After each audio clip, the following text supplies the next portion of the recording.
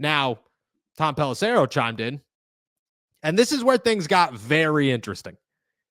He said while hosting the Rich Eisen show just 2-3 hours ago, quote, "I would say this for TJ Watt, couple of things. And this is not with any knowledge or background, but one, he is in a contract year, plainly due for an upgrade. Doesn't have it yet. Two, I would fairly tell you, TJ Watt is probably getting a little sick of waiting on the quarterback question as well." He went on to say, Cam Hayward, who then proceeded to try and walk that back several times when he said, "Hey, you want to be a Pittsburgh Steeler or you don't? I don't need to make more of a pitch from that." That opinion, from everything I've been told, is not solely to Cam Hayward. There are other people, certainly in the organization, in the locker room, who are just going, what are we doing? We're back for offseason workouts in 10 days. We're coming up on the draft. What is the plan? At the time when, if you're a player, you can feel like you can win now. TJ Watt, potentially being on the I'm tired of waiting for Aaron Rodgers train like many others in Pittsburgh, most likely. I would say 90% of the fan base at this point. And you got to ask the question, how true is it? How real is that situation? And I'll start by saying that I don't think that this or anything about the quarterback situation is going to push TJ Watt out of Pittsburgh. I believe that TJ would listen. I believe that TJ, just like Cam Hayward, would understand the situation that the Pittsburgh Steelers are in and how they can get out of it and the plan to get out of it. I believe all of that. I also believe that there probably is some tension in the locker room when it comes to guys like TJ Watt and Cam Hayward and Pat Freiermuth and DK Metcalf now and all these other veterans who are sitting around going, we are waiting for a dude who has not promised us anything. We are waiting for the guy, and we are all over the news because of it. We look terrible because of it, and it's kind of annoying.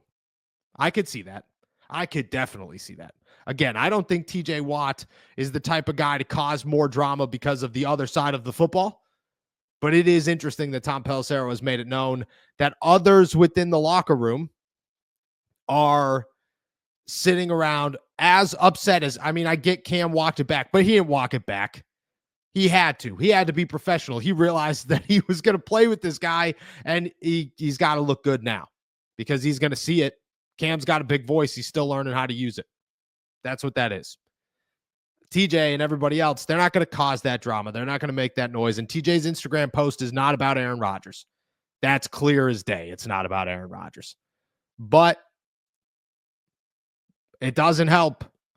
It does not help at all. And it would help way more in these negotiations if the Pittsburgh Steelers had a detailed, laid out plan saying, this is how we're going to solve the quarterback issue with or without Aaron Rodgers. I don't know if they have that with the without.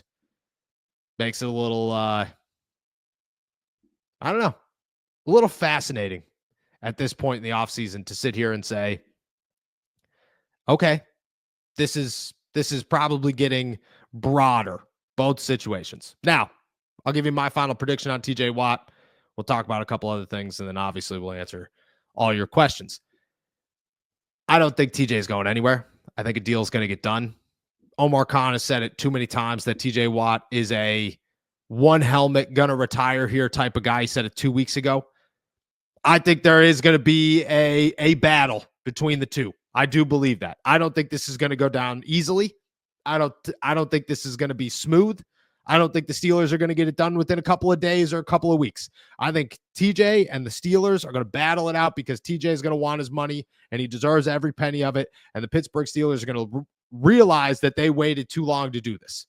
That if they did it a year ago, it's $34 million and they look great. But they did it this year and now it's $39 million and it's not as good. I think that could certainly play into it. I also do believe on the Aaron Rodgers, TJ, everybody in the locker room front. I mean, I look at it and say every fan in Pittsburgh right now is so tired of Aaron Rodgers. And it's hard to believe that a lot of people in that organization, in that locker room, are not tired of Aaron Rodgers. Maybe TJ Watt's one of them. We'll see what happens. I don't expect it to change. I don't expect TJ Watt to go anywhere. I do expect him to sign a deal roughly around 39 million bucks in the next 2 or 3 months with the Pittsburgh Steelers, and for all of this to end as it likely will end, and as it likely should end, and that is in Pittsburgh.